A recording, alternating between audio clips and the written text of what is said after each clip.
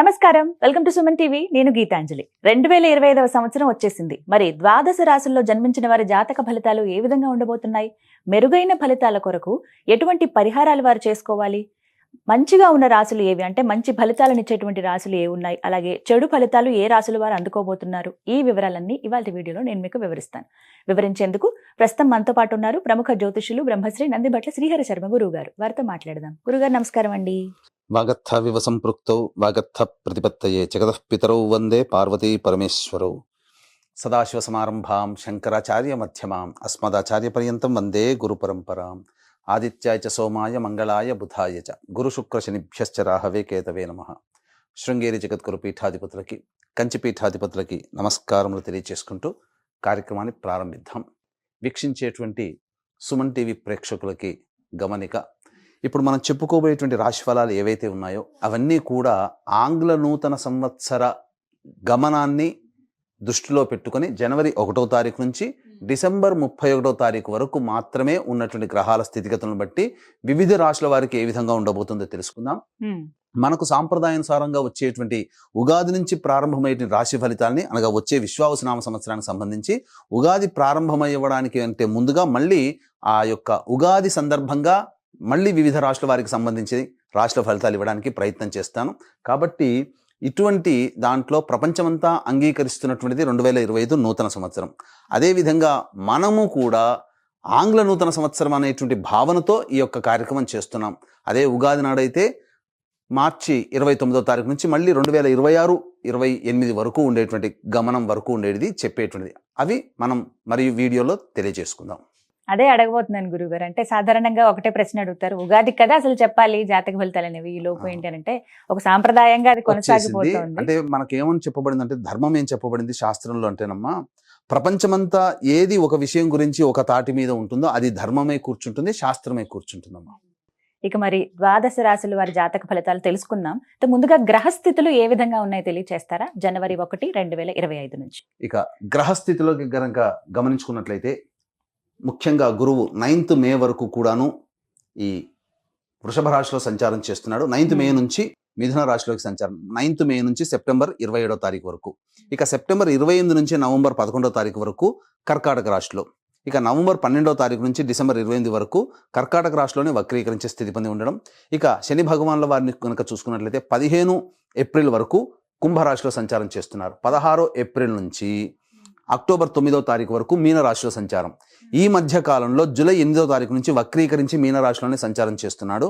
అలాగే అక్టోబర్ 10వ తారీఖు నుంచి కుంభరాశిలో సంచారం చేస్తూ వక్రీకరించి కుంభరాశిలో, నవంబర్ 26వ తారీఖు నుంచి వక్రత్యాగము శని భగవాన్ల వారు చేస్తున్నారు. ఇక రాహుకేతులు కనుక చూసుకున్నట్లయితే 15 మే వరకు కేతువు కన్యలో మరియు రాహువు మీనరాశిలోకి, అలాగే 16 మే నుంచి సింహరాశిలో కేతువు, అలాగే కుంభరాశిలో 16 మే నుంచి రాహుగ్రహ సంచారం జరుగుతుంది. ఇక్కడ గమనించుకున్నట్లయితే ఇక్కడ వీక్షించేటువంటి ప్రేక్షకులకు అందరికీ తెలియజేయాల్సినటువంటిది అంశం ఏంటంటే, ముఖ్యంగా అందరూ ఈ ద్వాదశ రాశుల గురించి రాగానే అందరూ ఆలోచించేటువంటిది ముఖ్యంగా శని దోషం, ఏలినాడు శని, అష్టమ శని, అర్ధాష్టమ శని, కంటక శని, యోగ శని, ఈ శని దోషాలు. అయితే ఇక్కడ 15 ఏప్రిల్ వరకు శని కుంభరాశిలో సంచారం చేస్తూ 16 ఏప్రిల్ నుంచి మీనరాశిలోకి సంచారం చేస్తున్నా, ఈ యొక్క జూలై 8 నుంచి మీనరాశిలోనే సంచారం చేస్తూ వక్రీకరించినటువంటి కారణం చేత మళ్ళీ ఈ కుంభరాశి ఫలితాన్ని ఇస్తాడు.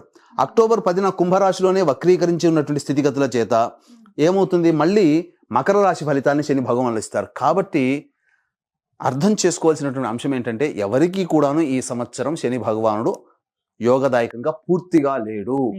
12 రాశుల వారికి అష్టమ శని, అర్ధాష్టమ శని, కంటక శని, యోగ శని, దాంపత్య శని, ఈ రాశుల ఈ యొక్క శని దోషాలు ఏదో ఒక సందర్భంలో కొన్ని నెలల పాటు అందరూ రాశుల వారు అనుభవించాల్సిందే తప్ప ఇక్కడ ప్రత్యామ్నాయము లేదు. కాబట్టి ఇక కుంభరాశి వారికి ఏలినాటి శని వెళ్ళిపోతుందని సంతోషం కానీ, ఈ యొక్క సంబంధించి మకర రాశి వారికి ఏలినాటి శని వెళ్ళిపోతుందని సంతోషం కానీ, లేకపోతే కర్కాటక రాశి వారికి అష్టమ శని దోషం పోతుందని కానీ భావించాల్సిన అవసరం లేదు.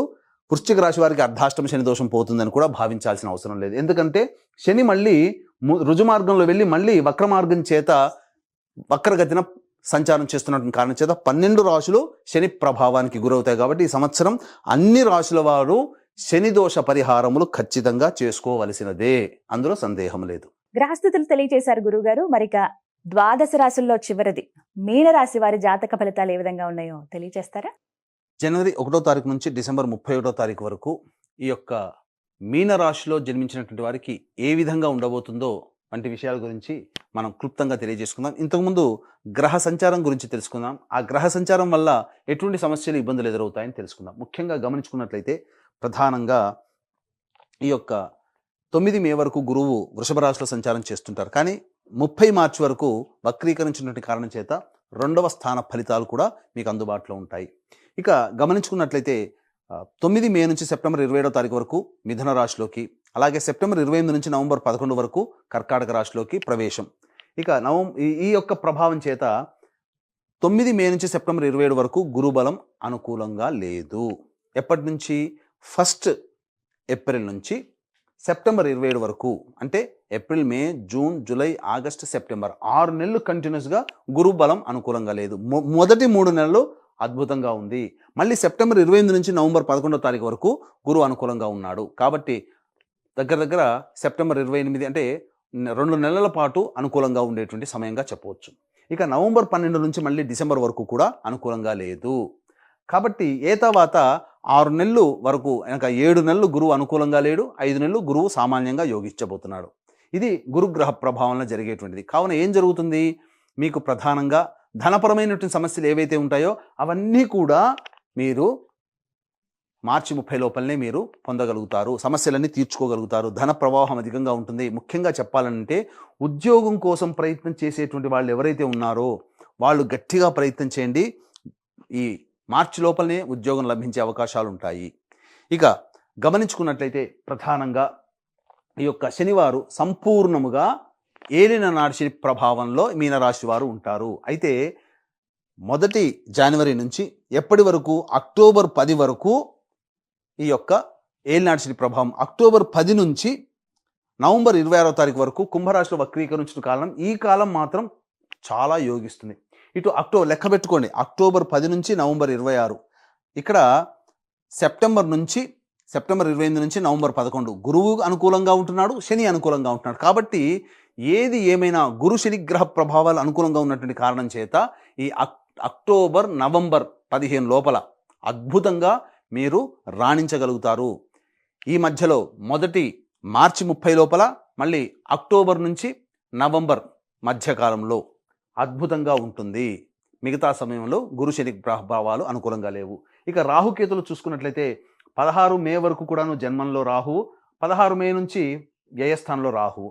ఇక 15 మే వరకు సప్తమంలో కేతువు, 16 మే నుంచి కేతువు. కాబట్టి రాహు ప్రభావం వలన వృధా ప్రయాణాలు ఎక్కువగా ఉంటుంటాయి. కాకపోతే విదేశీ యానము, విదేశీ విద్య కోసం ప్రయత్నం చేయాలనుకునే వాళ్ళకి అద్భుతంగా కలిసి వస్తుంది. విదేశీ విద్యలో ఈ యొక్క మీనరాశిలో జన్మించినటువంటి వాళ్ళు విదేశీ విద్యను పొందుతారు. విదేశీ యానానికి అనుకూలంగా ఉంటుంది. అలాగే కేతువు యోగించేటువంటి పరిస్థితిలోనే ఉన్నాడు. కానీ మనం ఊహించింది ఒకటైతే ఊహించింది ఒకటి అవుతుంది. కాబట్టి ఎప్పుడు కూడా గొప్పగా ఉంటుందని ఎవరైనా కానీ ఊహించుకుంటాం, గొప్పగా ఉండాలని. కానీ మీరు ప్రయత్నాలు చేస్తున్నప్పుడు ఫలితాన్ని మీరు ముందుగానే ఊహించుకుంటూ ప్రయత్నం చేస్తే ఈ కేతు మీకు యోగించరు. కేతువు దగ్గర ఉన్నటువంటి గొప్ప ఇబ్బంది ఇదే. కాబట్టి మీరు ఫలితాన్ని ముందుగానే ఎక్స్పెక్ట్ చేసుకొని ఆ ప్రయత్నాన్ని మీరు ప్రారంభించకండి. ఫలితం దైవాధీనం, ప్రయత్నం మానవాధీనం అని చెప్పి ఉద్దేశంతో మీరు ప్రయత్నం చేయండి. ఖచ్చితంగా మీరు ఆ ప్రయత్నానికి ఎటువంటి సంపూర్ణ ఫలితం పొందుతారు? కేతువే మీకు దగ్గరుండి ఆ ఫలితాన్ని మీకు ఇంపించబోతున్నాడు. కాబట్టి అద్భుతం కదండి. కాబట్టి ఫలితాన్ని ఆశించకుండా ప్రయత్నం చేయడం ఈ 2025 సంవత్సరంలో మీనరాశి వారికి చెప్పబడి ఉన్నటువంటిది. కేంద్ర రాష్ట్ర ప్రభుత్వ ఉద్యోగంలో ఉన్నటువంటి వాళ్ళకి సాధారణమైనటువంటి బదిలీలు జరుగుతాయి. ప్రమోషన్స్ కూడా యాజ్ యూజువల్గానే వస్తాయి. కాకపోతే ప్రమోషన్స్ కోసం కోర్టు మెట్లెక్కాల్సినటువంటి పరిస్థితులు వస్తాయి. ఫైట్ చేయాల్సి వస్తుంది. కాబట్టి ఫైట్ చేసి సాధించుకుంటారు ప్రమోషన్ని. ఇక ప్రైవేట్ రంగంలో ఉన్నటువంటి వారికి అయితే, నిరుద్యోగస్తులకి సంవత్సరం మొత్తంలో ఎప్పుడు ఉద్యోగం లభించదంటే కొన్ని సమయాలు ఉద్యోగం లభిస్తాయి. సంవత్సరం అంతా కూడా పనిచేస్తున్న కంపెనీలోనే బొదుగుదల ఉండదా? కాబట్టి వేరే ఉద్యోగం, వేరే సంస్థలో ప్రయత్నం చేస్తాం. మరి ఏ సమయంలో ప్రయత్నం చేస్తే కొత్త ఉద్యోగం వస్తుంది?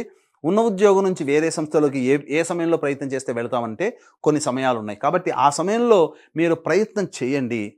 ఖచ్చితంగా జాతకం అనుకూలించి మీ ప్రయత్నం సఫలమవుతుంది. ఏంటా ప్రయత్నం? జనవరి 11 నుంచి ఫిబ్రవరి 11 ఉన్నటువంటి కాలం కొత్త సంస్థ, కొత్త ఉద్యోగంలో చేరడానికి మంచి సమయం. అది ప్రయత్నంలో ఫలిస్తారు.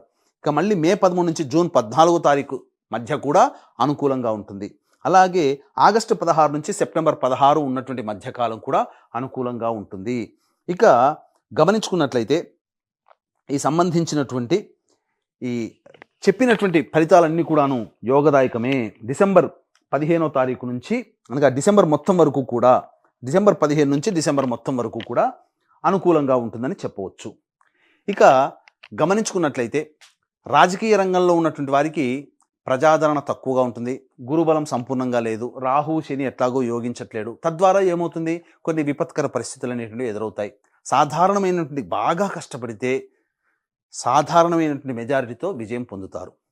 కానీ పెద్దల యొక్క అనుగ్రహం పొందే ప్రయత్నం చేయండి. తప్పకుండా భవిష్యత్తులో మీది పై చేయిగా ఉంటుందని చెప్పవచ్చు. భవిష్యత్ అంటే 2025 తర్వాత. కాబట్టి ఉన్న సమయాన్ని పలుకుబడి పెంచుకోవడానికి ప్రయత్నం చేయండి. పార్టీలో పలుకుబడి పెంచుకోవడానికి ప్రయత్నం చేయండి. ఇక ఈ యొక్క రాశిలో జన్మించినటువంటి సినీ రంగము, నాటక రంగము, నాట్యము, సాహిత్యము, సంగీతము, అలాగే TV serials, social media, electronic and printing media, ఇటువంటి రంగంలో ఉన్నటువంటి వారికి ఈ యొక్క ప్రభావం వలన ఎక్కువగా ప్రయాణాలు చేయగలిగినటువంటి, ఎక్కువ కాలం దూర ప్రాంతంలో ఉండి చేసుకునే ప్రాజెక్ట్స్ మీకు వస్తాయి. ధనము వస్తుంది. కాకపోతే ఇంటికంటే బయట ఎక్కువగా ఉంటారు. కాబట్టి మీరు మీ యొక్క పరిస్థితులను తగ్గట్టుగా ఊహించుకొని, ఆలోచించుకొని ఆ ప్రాజెక్టుల మీద సైన్ చేయండి. ప్రజాదరణ బాగుంటుంది. ధనం కూడా ఈ యొక్క కళారంగంలో ఉన్నటువంటి వారికి బాగా వస్తుంది. విద్యార్థులు శని రాహు ప్రభావాలు, గురు ప్రభావాలు అంతగా లేని కారణం చేత జ్ఞాపక శక్తి తక్కువగా ఉంటుంది. కాబట్టి ఎక్కువగా కష్టపడే ప్రయత్నం చేయండి. మంచి ఫలితాలు పొందుతారు. పోరాట పటిమతో విద్యార్థులు కనుక ఉంటే ఆ స్ఫూర్తి వలన మీరు ఉత్తీర్ణత శాతాన్ని పొందుతారని చెప్పవచ్చు.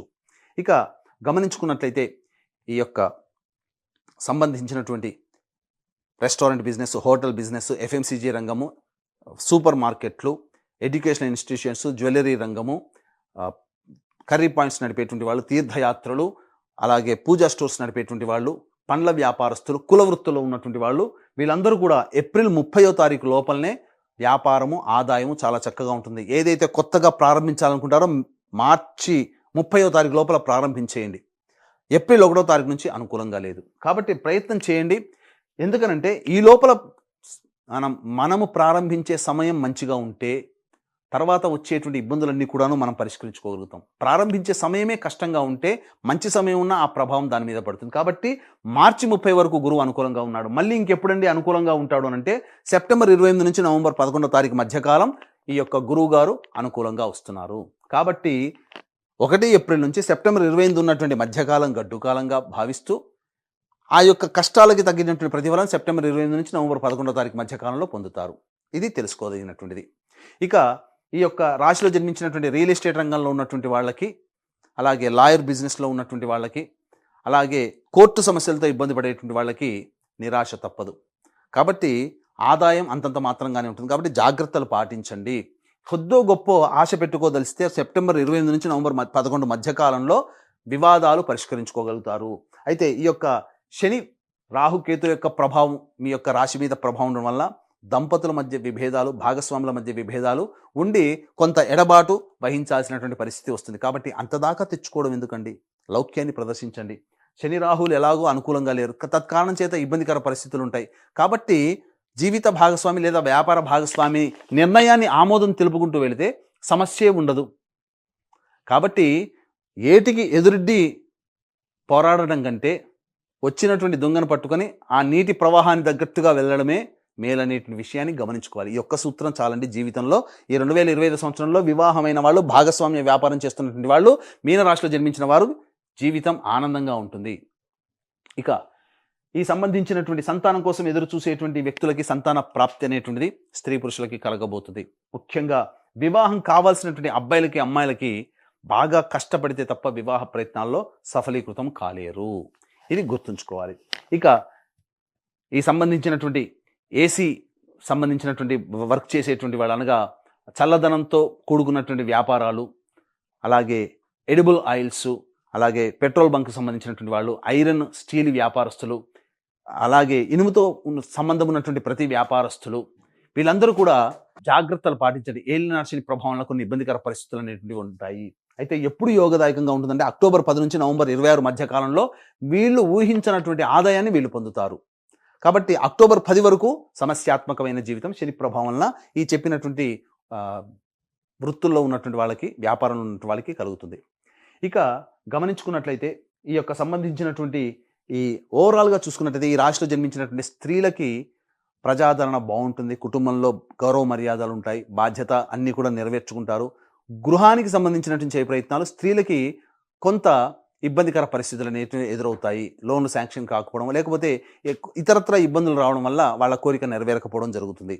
అయితే ఆభరణాలు కొనుగోలు ఇవన్నీ కూడా చేస్తారు. ఆనందదాయకంగా ఉంటారు.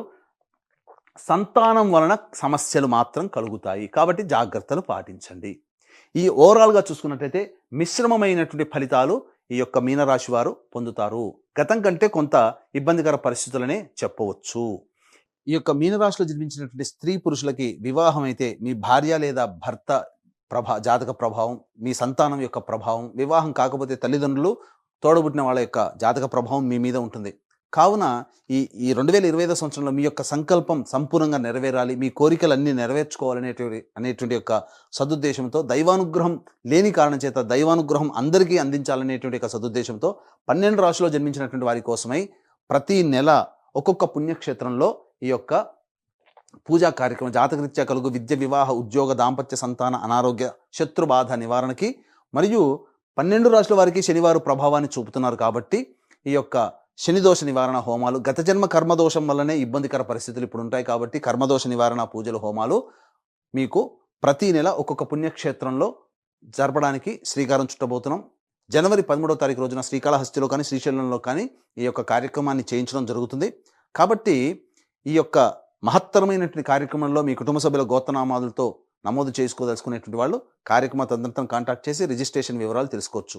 అలాగే తండ్రి వైపు, భర్త వైపు 6 తరాలు, తల్లి వైపు, భార్య వైపు 3 తరాల్లో కుటుంబంలో ఏవైనా దుర్మరణాలు కనుక ఉన్నా, అలాగే liver problem, kidney problem, cancer రోగాలతో, మరియు 60 సంవత్సరాల లోపల మీ కుటుంబ సభ్యులు ఏ విధంగా మరణించినా వాటిని పితృదోషాలు అంటారు. ఇట్టి పితృదోష నివారణకి మన పీఠం ఆధ్వర్యంలో ప్రతి నెల నిజాయితీగా ఈ యొక్క కార్యక్రమాలు, దోష నివారణ కార్యక్రమాలు చేయించడం జరుగుతుంది. అవకాశం ఉన్న వాళ్ళు వీటి వివరాలు కూడా తెలుసుకోవచ్చు. ఈ 3 రాశులు మకర, కుంభమైన శని ప్రభావంతో ఉన్నాయి. ప్రత్యేకించి ఏలినాటి శనితో ఉన్నాయి కాబట్టి వీరు ఎటువంటి పరిహారాలు చేసుకోవాలి, ఈ సంవత్సరం అంతా కూడా శుభ ఫలితాలు పొందాలంటే వారు చేసుకోవాల్సిన పరిహారాల గురించి వివరించండి. ఈ యొక్క మీనరాశిలో జన్మించినటువంటి వారికి సంబంధించి చూసుకున్నట్లయితే ప్రతిరోజు దత్త అష్టకం, కాలభైరవ అష్టక పారాయణం, అలాగే సుబ్రహ్మణ్య భుజంగ స్తోత్ర పారాయణం అనేటువంటిది ప్రతిరోజు కూడాను రోజుకి 3 సార్లు పారాయణం చేయండి. వీలు కుదిరినప్పుడల్లా విష్ణు దేవాలయము, అమ్మవారి దేవాలయ సందర్శనం చేయడం మీకు సర్వ సమస్యలకి పరిష్కారంగా చెప్పవచ్చు. అయితే ఇప్పుడు చెప్పినటువంటి పరిహారాలు జరిగినా జీవితం ఇంతకన్నా విభిన్నంగా ఉంది అంటే మీ యొక్క జన్మజాతకంలోని నడుస్తున్నటువంటి గ్రహ దశాంతర్దశల యొక్క ప్రభావాలు. కావున దగ్గరలోని మంచి ఉపాసనా పరులైనటువంటి జ్యోతిషుల్ని సంప్రదించి వారి సలహాలు, సూచనలు కనుక పాటించినట్లయితే మీ జీవితం మరింత మెరుగైనటువంటి పరిస్థితిలో ఉండాలని ఆశిస్తూ సర్వం శ్రీ ఉమామహేశ్వర పర బ్రహ్మార్పణమస్తు. వివరించారు గురుగారు, ధన్యవాదాలండి.